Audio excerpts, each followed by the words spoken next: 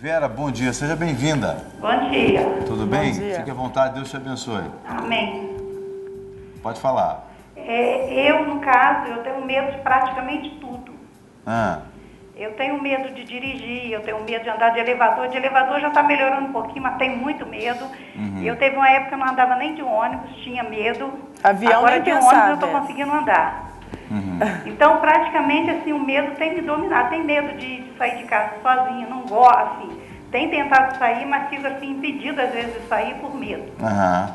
Agora, você, Vera, quando você tem em mente aí alguma situação que você enfrentou quando você era criança ou adolescente, talvez o pai ou a mãe proporcionou alguma situação para você ou você viu alguma coisa acontecendo que te gerou medo?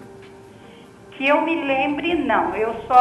A única coisa assim, que eu me lembro que me trouxe muito medo, mas isso já era casada e tudo, foi quando eu estava tirando minha carteira de motorista, inclusive no dia que eu ia pegar minha carteira, eu e meu marido fomos viajar e uma mulher entrou na frente do carro. Ela veio correndo para atravessar a rua, entrou na frente do carro, aquilo me deu um pavor, uma coisa horrível. E a mulher foi para o hospital, depois ela melhorou.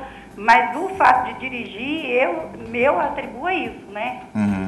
Mas Ficou esse trauma de dirigir, entendeu? o pastor Guerra até citou aqui que essa pode ser, por exemplo, a raiz de todos os seus outros medos. Mas os outros medos já tinha medo que assim, eu acho que depois disso piorou. Mas antes, na época até que eu era criança, eu lembro assim, adolescente, a gente andava muito assim em caminho de roça, né? Eu andava em caminho mesmo, assim, no meio do mato. À noite? À noite, para ir na casa de uma outra pessoa. Eu nunca andava nem atrás nem na frente, porque eu tinha medo. Então tá aí. Agora, eu tinha medo de bicho, eu tinha medo de cobra, tinha medo de tudo.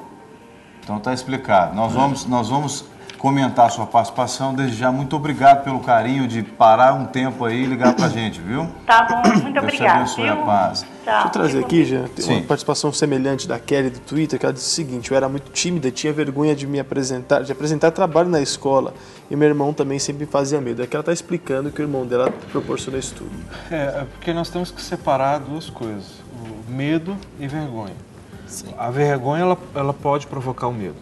E a vergonha o que é? São situações que aconteceram na vida.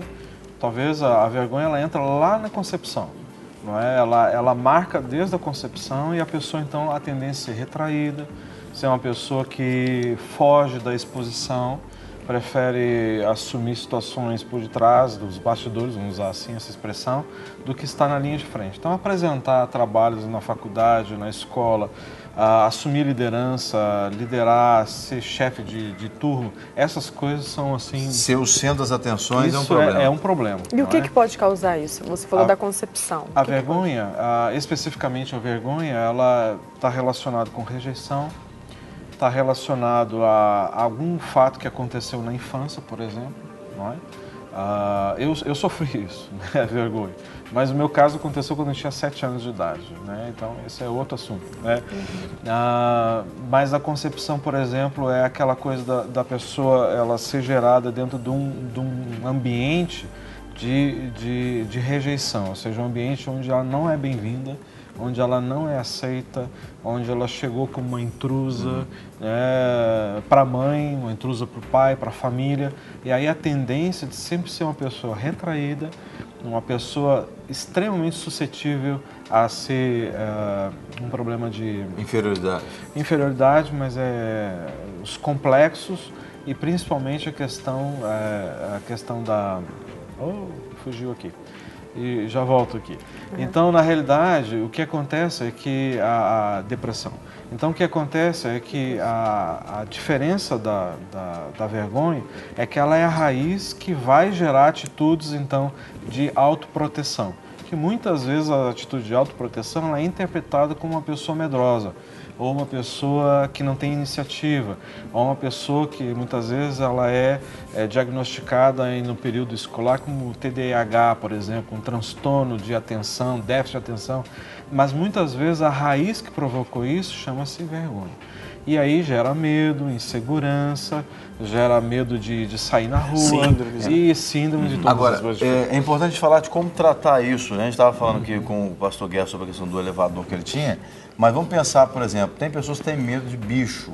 Eu conheço pessoas que quando vem uma lagarta, por exemplo, elas ficam imóveis. A minha avó, ela tem medo de rã, o sapo. Se você contar para ela assim, minha avó hoje está cega, mas você fala assim, olha, tem uma cobra, uma jiboia aqui à sua esquerda e tem um sapinho, uma pererequinha à sua direita, ela prefere andar quilômetros junto com essa jiboia do que atravessar essa rãzinha. Né? Então, quando é uma situação dessa, tem pessoas que falam assim, não, para tratar o medo você tem que colocar a pessoa em contato com a experiência. No caso do pastor Guerra, ele foi para dentro do elevador.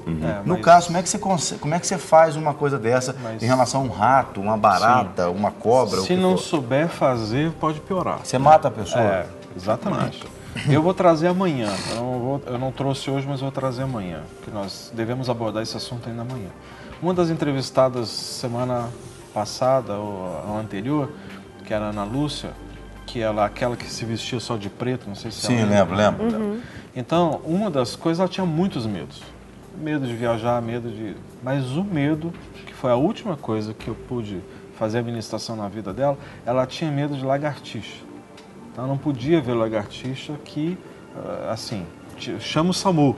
Chama o SAMU porque era um negócio traumático, né? E o seu esposo, coitado, tinha que se virar, né? E como foi o tratamento dela, né? Ou seja, qual foi a experiência? Então, deixa eu resumir rapidamente aqui. O pai pediu, se não me falha a memória, que ela pegasse uma chave que estava em cima do armário. E quando ela devia ter, eu não lembro, 8 anos, por aí. E quando ela foi pegar essa chave que estava em cima do armário, tinha uma lagartixa ali. E aí ela pegou a lagartixa. Então, quando ela pegou a lagartixa, ela travou, né, aquele animal gelado e ainda caiu o rabo. E ela começou a gritar, e todo mundo correndo, sabe o que houve, e estava lá a lagartixa. A partir desse dia, então, começou a grande luta dela para se ficar livre disso. Então, qual foi a estratégia que Deus nos deu, e através do pastor Guerra me ajudou muito nisso também, nós começamos a fazer um trabalho bem pormenorizado, ou seja, colocar uma imagem para ela ver, depois eu pedi para ela desenhar uma lagartixa, e já era uma dificuldade para desenhar. A primeira lagartixa mais parecia um dinossauro, uma coisa assim. E aí a segunda, e aí fomos bem gradativos. Depois pedi para ela pintar, ela colorir, depois ela desenhou outra, coloriu, e assim foram várias sessões. Ela diz assim, hoje vai ser só pintar aqui, pintar uma lagartixa, hoje vai ser isso. Depois eu dei para ela recortar, ela recortou, aí ela já estava manuseando. Depois no computador eu coloquei várias imagens, eu disse, olha, copia essa aqui. Ela já olhava, antes nem isso. Então ela já olhava, já tentava retratar ali no desenho. Aqui a questão não era a precisão na imagem, mas era justamente fazer a pessoa começar a familiarizar o contato e quebrando essa resistência que tinha. Não é? Quando nós chegamos já acho que uns 2 meses já trabalhando, eu pedi para ela recortar, ela recortou 3. E aí ela já segurava e tal, até as últimas saíram bem interessantes até. Tem guardado todas elas. Eu disse assim, olha, você vai levar para casa. Se eu vou levar para casa, vai. Você vai levar para casa. Uma delas você vai colocar onde que você mais passa a maior parte do seu tempo na sua casa. Na cozinha, no quarto, ok. Então você vai colar uma diante de você, assim, em frente à pia, onde você lava a louça. Cola uma ali. Um quadrinho. Não, cola o animalzinho, dentro ali no azulejo. No azulejo. A outra coloca no armário do seu roupeiro. E a outra você vai colocar na sua bolsa. Eu disse, meu Deus, como é que eu vou fazer isso? Você vai conseguir. E a gente, obviamente, sempre orando, tudo isso regado com oração, pedindo que o Senhor fosse quebrando essas estruturas, né? E aí deixou uma semana, e aí ela retornou, disse, deixa lá. E aí, como é que tá? Não, tá lá, e às vezes, e aí te traz medo e segurança? Não, agora não. E aí até que nós chegamos, então, no dia que eu consegui uma lagartixa dessas plásticas, que é vendida aí no Oiapoque. Que quase mata o povo de susto. São muito similares às originais, né? Então, eu disse, agora nós vamos fazer uma ministração. Peguei assim, coloquei em cima da mesa, ela não assustou. Faz o seguinte, pega essa lagartixa, leva lá, o pastor Guerra está numa outra sala, entrega lá para o pastor Guerra. Ela pegou, né, plástico e levou lá. E aí a gente já viu assim uma grande evolução. Depois nós fizemos uma ministração, oramos com ela, levamos ela assim o seu pensamento aquele dia, aquele momento, né, que aconteceu. E aí eu disse, olha, você está vendo? Você está segurando a sua mão, mas o Senhor está mostrando que tem uma pessoa do seu lado, na outra mão. E aí ela pôde ter essa experiência de ver que o Senhor estava ali do lado dela, né, cuidando, guardando a vida dela.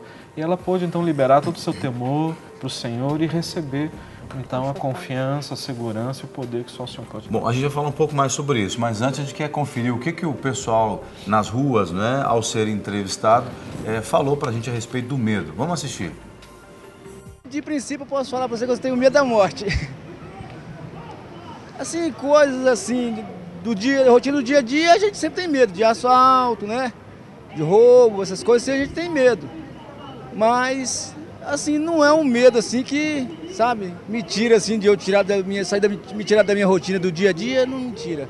De andar na rua, De andar na rua? vai de assalto. É mesmo? Por que esse medo? Ué, você não pode sair com bolsa, não pode sair com dinheiro, você não pode sair com nada. Talvez medo de morrer seria um medo, assim, mas outro não, acho que não. Só enfrentando, só passando pela situação. Essas coisas que todo mundo fala de perguntar opiniões de outras pessoas e tal, acho que não vale muito, o que vale mais é a experiência própria. Acho que desemprego, eu tenho medo. Por que você acha que você tem tanto medo assim do desemprego? Porque o mercado de trabalho hoje exige muito, né? Então é um medo que eu tenho. De injustiça. Tantos medos, né, que tem medo que dá para você enfrentar, como foi o caso da lagartixa. Agora, o medo da morte, por exemplo, não tem como você morrer e voltar para ver como é que é. Aliás, esse talvez seja um dos principais medos da humanidade, sim, né, pastores? Que morrer e não sabe para onde vai. Agora, esse medo só tem um jeito da gente solucionar, né? Com certeza. Agora, recebendo Jesus Cristo. E esse medo é saudável? Até nós cristãos que sabemos mais o que acontece depois da morte, quem somos em Deus, esse medo é saudável? É interessante essa pergunta que você está fazendo, porque a minha conversão, que já faz muitos anos que eu já não lembro, mas a minha conversão, quem falou de Jesus para mim, ele falou exatamente isso. Deus usou essa fala. Eu disse, pois é, fulano, eu vou pensar nisso aí, não sei, talvez ainda seja muito novo. E ele disse assim, pois é, rapaz, a gente nunca sabe o que vai nos acontecer daqui a pouco. Você pode sair daqui desse ambiente onde você está, atravessar a rua e acontece um acidente, e aí?